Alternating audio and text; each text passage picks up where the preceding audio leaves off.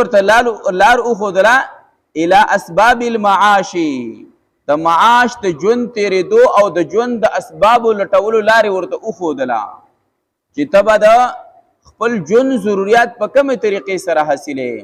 نو انسان ته ځان له خپله طریقه وښودله، د حلالو طریقې هم ورته وښودله او د حرام چې دا طریقه د حرامو د ګټلو ده، دا د حلالو د ګټلو ده.